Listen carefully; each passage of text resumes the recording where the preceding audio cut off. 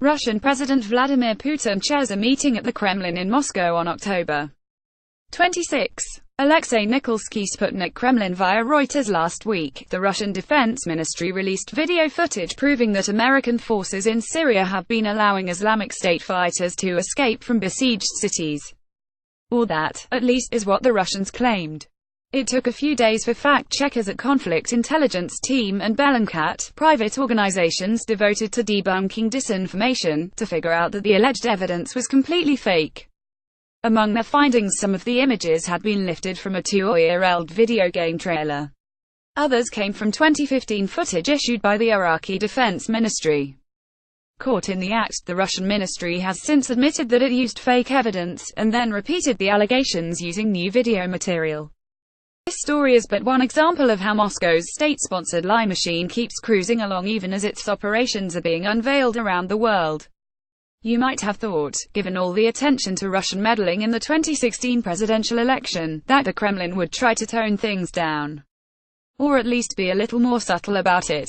But you'd be wrong. Just take Russian Foreign Ministry spokeswoman Maria Zakharova, one of the Putin regime's most brazen apologists. During her appearance on a nationally televised talk show at the end of October, she made a throwaway remark: "Recall these fantastic, mind-boggling photographs of how bin Laden was hosted in the White House," she said.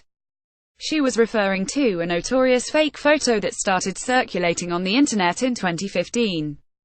The anonymous creators Photoshop Osama bin Laden onto an image of Hillary Clinton greeting an Indian in 2004. Debunkers have repeatedly exposed the forgery, and one can assume that Zakharova was perfectly aware of that fact. But that didn't stop her from disseminating it to millions of Russian TV viewers.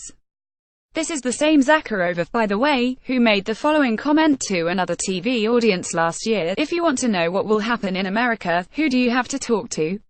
You have to talk to the Jews, naturally.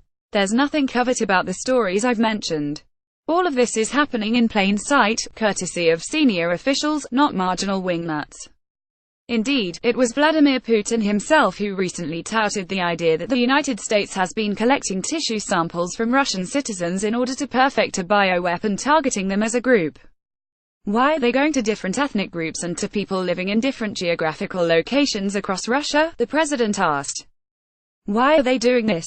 Predictably, a whole host of other officials immediately took up the idea, spinning ever more elaborate conspiracy theories. To their credit, some Russian biologists pointed out that the story was scientifically nonsensical. One can only imagine what effect all this has on Russians themselves, who have little access to information that isn't government-approved. But the impact of these nefarious fantasies isn't limited to the domestic audience. Once they're injected into the global information ecosystem, it's almost impossible to kill them off entirely. Members of the Iranian media, for example, were perfectly happy to pick up Putin's tale of American BioWare, which, of course, they happily repeated at face value. The reality is that spreading disinformation continues to earn dividends for the Russians. They can go right on spreading confusion and chaos at minimal cost.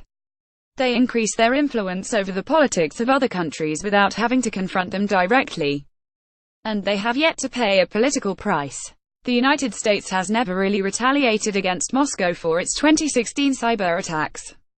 Nor, despite mounting evidence of Russian involvement in the Brexit vote and the domestic politics of other European countries, is there any sign that London or Brussels is prepared to push back in any serious way. Perhaps we'll never be able to get them to stop. It's hard to escape the sense that Moscow is now so caught up in its own mischief-making that it doesn't know how to put on the brakes. When a Russian TV show claims, as one did this month, that the West supported the Chechen terrorists who staged attacks on a Moscow theater in 2002 and on a school in Beslan in 2004, who inside the country is going to stand up and challenge that version of reality? In fact, the West had nothing to do with the attacks, and the NATO-Russia Council roundly condemned them. And how is the rest of the world supposed to cop when the lies just keep coming? Are we supposed to debunk every fake story, like the one last month, when Russian state TV announced that a New York restaurant had created a special hamburger in honor of President Putin? By now, experts have come up with some useful countermeasures, including greater attention to media literacy to help audiences get better at telling fact from fiction and real-time analysis of Russian information operations so that we know precisely what they're up to. All good suggestions. But the Russians are a long way from giving up. When are we finally going to do something?